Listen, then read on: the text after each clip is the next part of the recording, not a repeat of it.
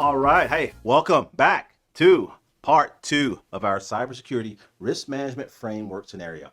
Now, if you remember in part one, we went through steps 1, 2, and 3, how to categorize, how to select controls, how to implement controls. In this part, in this section, we're going to cover the last three, step 4, step 5, and 6. We're going to assess controls, how to authorize, and then continuous monitoring. So just a quick review from part 1. Okay, we had our security control matrix. That say in step 3, this is where we had our menu of controls that we were going to implement. And then this is our implementation narrative. Basically, we walked through how we would implement each of those controls, right? If you remember that from part 1. So now we've implemented controls. What does that mean? We're done, right? We're just good to go. I can just hand the computer to my mom and dad, and they can just take off and start using it, correct? Not so much. Why? Because I want to be sure that the controls that we put in place actually work, okay? And that's why we go into step 4. This is where we assess the controls. So like I said, we've selected them, we've implemented them, and now let's test them. And here's what I mean.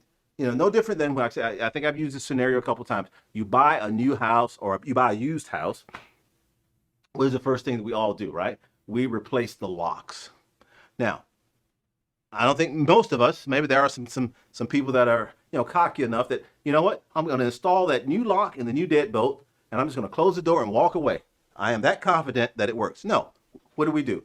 We will install the lock set and the deadbolt, and we'll lock them, and we'll shake the handle 4 or 5 times. Why? We are going to assess that to be sure that that door is actually locked. Well, this is what we do with our controls. Security assessments are the principal vehicle used to verify that implemented security controls are meeting their stated goals and objectives. They do this by providing a few things. They evidence about the effectiveness of the implemented controls. Also, an indication of the quality of the risk management process employed. So this also tells us that the processes we're using are good. Not only are the technical controls, but our processes are in place, and also some information about the strength and the weaknesses of the information system. So when we look at assessing controls, here again, we start with that information system. This is my parents' computer. Like I said, we've seen this, right? Vulnerability, it has vulnerabilities, and there are threats that are trying to exploit those vulnerabilities. We've implemented a set of controls, a set of 6 controls that's been implemented. So how do we know that these controls will mitigate or deter the risk? How do we know that? Well, this is where we develop an assessment test plan or test procedures. So for each of these controls, I'm going to set up a procedure to validate that control is doing what I thought it should do from the beginning. So before my parents get their computer, I can walk away with a sense of confidence, knowing that I've done the best job of setting up the protections to put the assets on that machine. So let's talk a little bit more about this assessment procedures. Assessment procedures. Really 3 methods that we will typically use to assess controls. We can examine a control, and that is where that's where we're just going to basically review and inspect and observe. So that would be if I just walked up to the door where I just replaced stuff and just looked at the visual inspection. I watched you while you replaced it, and I've done an examination. An interview, that's discussing that with key stakeholders, meaning that I could be a home inspector and I came in and I didn't install that door lock, but I'm going to interview the person who did install it. I want to go through the procedures. Okay, tell me how you went about doing that. An interview, meaning that I'm not going to ask them to rip the whole lock out and redo it. No, but just do an interview. And so where we walk through, let me see your desktop procedures. Let me see the things, your instructions on how you did that. And the third type is a test. And this is where now we have some predetermined assessment objectives, and we want to compare those objects, those test assessment objects, to actual behavior to see what was expected. So we actually build a test plan where kind of a step-by-step. Now, here's the rule of thumb, and this isn't always the case, but we're going to typically use a test on some type of technical control. Some type of technical control that I can actually test. Step 1, do this. Step 2, do this. For instance, the door lock. Step 1, and when I do the assessment, you close door. Step 2, turn the locking mechanism. Step 3, pull handle. So that way there's an actual test. So those are the three basic methods that we would use to assess a control. After we do an assessment, then there's a finding. I mean, what's the outcome? What's the outcome? Did it satisfy or not satisfy the control requirement? So we want to annotate those, right? Was it good? Was it bad? And then artifacts. That's the evidence. That's the evidence of the actual outcome. So when we're assessing controls, control methods, findings, and some type of artifact. All right, so let's walk through how I assess one of the controls on my parents' computer. All right, iMac 2. That's the control that I did the assessment on. Install antivirus software. Okay, so this was the control that I implemented, and I installed Norton by Symantec. Right. So how do I know Norton is actually capturing any type of malware that may be running on that's going through the machine? I don't know.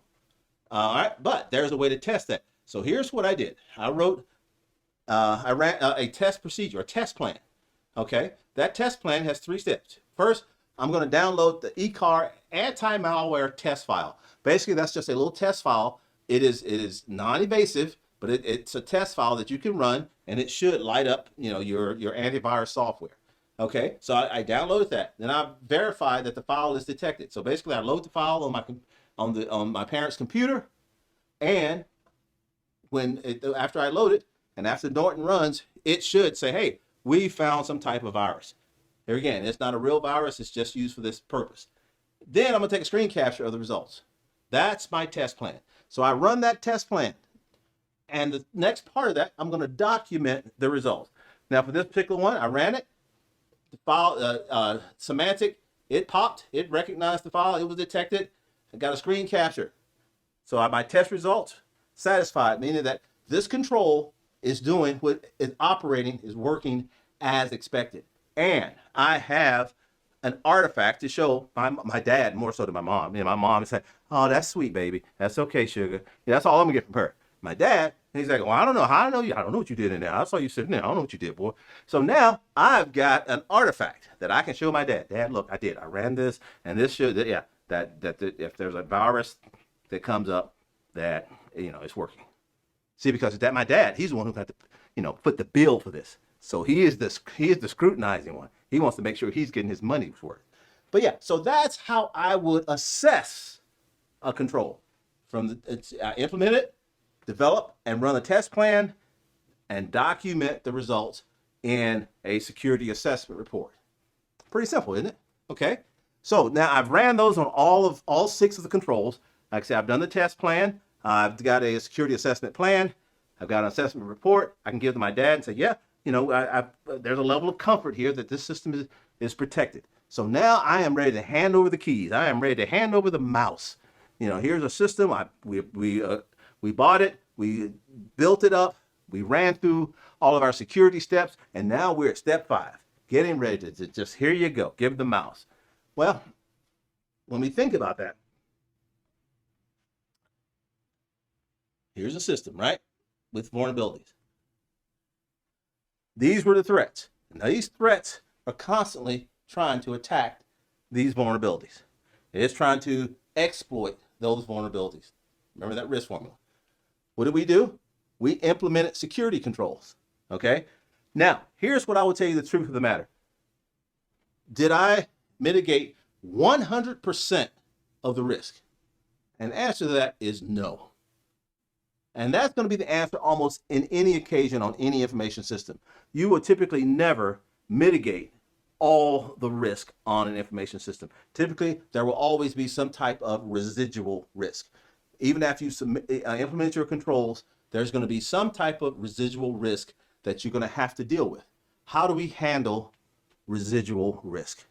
That takes us to a process in a document we call a POAM, P-O-A-N-M, a plan of action and milestone. Yeah, this is where now we're going to build a plan of action and milestones to identify whatever type of corrective actions and the resources required to take care of that residual, to track, monitor, and hopefully at some point either mitigate, deter, or have our user accept that residual risk. So what does the POAM look like? I'm going to walk you through that. Now, you can do POAMs many ways. You may have some type of software where you work that, like eMass or some tool that will do this for you. Or you may be in an environment where you do it manually. So like I said, with my mom and dad, of course, I did this manually. So I set up a little table, using Excel, a little table where I need to be able to track, if I have multiple POAM items, if there are multiple components to this residual risk, I need to have a way of tracking each one so we know what we're talking about. That's why I came up with a POAM number. And now, what is the vulnerability summary? Basically, a brief statement of what that residual risk is. The risk level, the source identifying the vulnerability, and we're going to go through each one of these. And I think it makes more sense if I just open this up, okay? So here we go. My first POAM, 2021, that's the year I first started working on this, 001. So that's the first POAM. That's the first, or the first component of residual risk that I need to start to track and see what resources. So what is that one? Router do not support time of day restrictions. So as you see, the router that my dad wanted to get, because here again, he was a frugal individual, was an old router that he had laying back in the back rooms. I don't think we need a new router, son. Here we go. Here's a router I had when I was back in 1999. I used this router. Great router. Here, just stick that one in. I tried to talk him out of it, but he didn't. He said no. So I installed that old Netgear. That Netgear does not have the capability to do time of day restrictions. Risk level. Now this right here is just a internal assessment that I made at the time that, okay, I say that's going to be a moderate level of risk, meaning that without the time of day restrictions, then those grandkids are going to be probably going out to the internet, all types of, it's not high, but it does pose some threats. How did I identify this? While I was going through step 4, the assessment. As I was going through my assessment of the controls, that's when it showed up. Oh my God, this router, I can't even set up time of day restrictions. So in step 4, assessments, is when this was noticed. The security control that it's mapped to, IMAC 3, which was time of day restrictions. Resources required, about $200 to buy and upgrade that router. Okay? And when do I think I'm going to complete it? Probably around 2023. So you see, this is just a layout of each one of how we track that residual risk. Then what I want to do from there is actually develop the milestones. Okay, this is our plan of action and milestones. So these are the steps that I'm going to need to take to be able to mitigate this risk. First, I'm going to research the different types of routers. I expect to be done with that, sometime next year, sometime in 2023. Then I'm going to allocate funding. Oh, what does that mean? That means I don't have to get a crowbar to pry my dad's wallet open, to get that credit card out to go buy a new router. Actually, I'll probably buy it myself and give it to him as a Christmas present. Much easier solution. But yes, allocate funding, and with a estimated completion date. Purchase and install the router, and then I'm going to perform an assessment test. So everything that I do, I'm going to follow up with that assessment test, because I want to be sure that the measure that I'm putting in place is actually working. And this is an ongoing POAM item. So this gives you an idea of how we can lay out a plan of action and milestones. And this just happened to be a second one, so that you see, they can just be sequential. 002, unable to implement multi-factor authentication. Risk level, I assessed that it's low. Again, it was found through the assessment. It links back to IMAC 5. That's the control that I'm not meeting. Resources, I don't know. Normally, I don't like to put TBDs there, but at the time, I don't know what it's going to cost to get this done. And here are my milestones. Research, multi-factor authentication solutions. I'm going to prepare a cost risk analysis to take to my dad. Dad, here's the cost, here's the risk. And let him make the decision, do I want to implement this or not? And then if he says, you know what, not going to implement that, all right? And then I'm going to make a recommendation that we tailor that control out, meaning that we are not going to implement that control at all. So that is what a POAM, when you hear that term, P-O-A-M, POAM, that's what a POAM looks like. That's what it does. It's really a resource document, okay? I built this document so I could give it to my dad so he can know how much money he needs to allocate, or to make a decision to, I'm going to accept the risk and we're not going to implement that control. Make sense? All right. So the last step, step 6, continuous monitoring. continuous monitoring, often called ConMon. Now, what in this case, like to my parents' computer, every other Sunday I come over for dinner, and what I'll do, I just want to check. I'll check on them. Hey, how's the computer running? Is everything going okay? I want to continuously monitor their system. So when we talk about ConMon or continuously monitoring, that's maintaining ongoing situational awareness of the information security, vulnerabilities, threats, and to support any risk management decisions. Because likewise, I want to see if there's any new vulnerabilities that may have come up, new threats. So as when I go over, okay, they got some new neighbors or whatever it could be. So that is part of the ConMon. So when we look at ConMon, what that does is, you have continuous assessing, you're continuously reporting, and that maintains a continuous or authorization. So that way, we know that system is being looked at on a concurring basis. So like I said, when we talk about continuous assessment, what does that mean?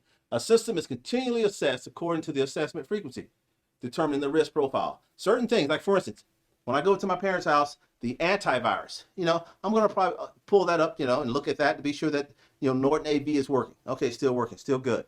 Some other things, I'm not going to look at as often. Time of day restrictions, I may only, once a month, once a quarter, I may open up the router just to be sure that nobody's gone into the router and made some changes, or if somebody hit the little red button on the back and done a hard reset or whatever, and now those configuration changes have happened. That's how we do that continuous assessment. Continuous reporting, like I said, that's where I'm going to let my parents know on the same basis, like monthly, quarterly. Hey, look, I looked at your computer. It's still holding up, still working good.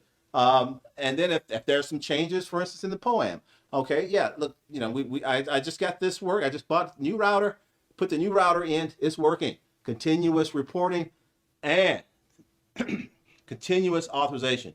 Once they understand, the risk profile. These are the risks associated. Now they know that they are safe to continually operate that system because the security controls are in place and it's being monitored on some type of periodicity. Now, like I say, when we talk about monitored on a periodicity, that's, is it weekly? Are we looking at things daily? There are certain controls we may want to look at weekly, certain controls monthly or quarterly, biannually, annually, or maybe once every 2 years. So that, that's what we're talking about, is setting up that risk profile, which drives how often we're going to look at controls. Now, also within this continuous monitoring process, it's going to kind of walk through how we would, now we're not really assessing controls, but we're actually taking the assessment plan and applying that based on the frequency. So here's my basic set of security controls, right? You recognize these? The same ones we've been using all along. Here's the overlay. Now, I added a column to this called ConMon frequency. So IMAC 1, I'm going to review that monthly, the encrypting data. Yeah, I'm going to look at the data vault, be sure that hard drive is still being encrypted. My IMAC 2, I'm going to look at that weekly, antivirus. IMAC 3, annually. IMAC 4, quarterly. So you see down the line. So that's what as part of our control set now, I can see how often I am going to look at the frequency of each of those controls. So let's take a look at how I would do this, on a monthly basis. Let's take this first control, IMAC 1, encrypt data on the computer. Like I said, it was a high, moderate, and availability didn't matter. It's not part of the overlay. It's part of the baseline set. And every month, I am going to take that control, run the assessment. So I'm going to open up File Vault. I'm going to verify encryption is turned on, take a screen capture of the results, and that gives me an artifact. I can let my dad know, hey, look, Dad, here you go. Yep, your files are being encrypted, so you're good to go. So monthly, that's what I'm going to do, walk through that. So each of those controls now, they are on my continuous monitoring plan and continuous monitoring cycle. One other thing that we do with ConMon, okay, so there's really two pieces to ConMon. We're looking at day-to-day operations and ensuring that the control set is working, and we're continuously monitoring those. The second part is if there's something that have changed in the operating environment, okay, if there's something that have changed the risk profile. Let me show you what I'm talking about, okay. This was the original system that I bought for my parents. Yeah, just a standard, iMac, desktop, 27-inch. Well, my dad really liked that, and he got kind of hooked to it. And now, I guess because of his gaming, now, when he plays Fortnite, he is all over it. Okay, so he's been doing some research on his own, which is scary when you have a man my dad's age who's out there now on the internet doing his own research. Because somewhere out there, I don't know where it was, he ran across this. Okay, the Mac to end all Macs. The demigod of Macs. So now he wants this $52,000 computer system. Now this is the same man, who didn't want to buy a $200 router, but now all of a sudden he wants to upgrade his computer system from this modest box to this behemoth. Well, if you think about this now, so now the system environment have changed. So when I look at this system now, there are probably some things I need to do. So there are new capabilities that may drive the reassessment and application of the process. What does that mean? I need to start at step one, and now I need to recategorize, go all the way back to step one and recategorize, because I will guarantee their security requirements now have changed. Availability and protection mechanisms, other things that I need to now start this whole process over, walk through it again based on this change in environment. So when things change in the environment and it changes the risk posture or the risk profile, then yeah, we need to relook and many times go back. Let's recategorize, select new controls, implement those controls, assess the controls, reauthorize. If there's other POAMs, put them back on the POAM, step 5, and then update our continuous monitoring. So it's very important that we do that to ensure that we are maintaining the right, correct authorization or ability to operate in a secure environment. So let's bring all these pieces together, okay? Let's put it all together. The way I look at this is really from three perspectives: the what, the how, and the why. The what is our information system. The how, that's the RMF steps that we've just gone through, and the why is to mitigate risk to our information. So if we look at, when we first started looking at this, I wanted to buy my parents a computer. Didn't have it yet, but I'm just thinking about buying one. At that point, that's when I start the categorization. I want to know what, identify the information that the information system is going to process. Then as I get closer to buying that computer, and now I've got the technical specs, the technical parameters, I can start selecting controls. The how, that's selecting controls. Why? Because I need to select controls needed to protect the information that system is going to process. Now I got the system in hand. Boom, we bought it. Now I can start implementing those controls. That's the how with step 3. Why? Because I want to implement the controls needed to protect the information. You see, it's always about the information that this system is going to process. I want to be sure they work. So on what? On this information system. That's where I assess controls, step 4. And I need to verify the controls that I have selected and implemented are capable of protecting the information and the information system. Now, before I hand the keys over to my mom and dad, on that information system, I want to be sure that I authorize it, that I capture any residual risk. That's where I quantify risk and limitations of the controls needed to protect the information. So you see, it's always about protecting that information. And the last step, as we're in operational mode, is continuously monitor. So in this continual monitoring phase, that is where I'm monitoring the controls needed to protect the information. So you see, we start from step 1, categorization, all the way to step 6. It's all part of continuum from the time, from the development concept all the way out to maturity and to the operation and to sustainment. Our risk management framework process is laying down the things we need to do to be sure risk is mitigated for the information. We're protecting the information system, yes, but really it's about protecting the user's information. In my case, it's my mom and dad's information that they are going to be processing. All right, guys, I know a lot of information, but here again, it's nothing that we do different than we do day to day in our own lives. Again, keeping cyber simple. What do they say? There is nothing new under the sun.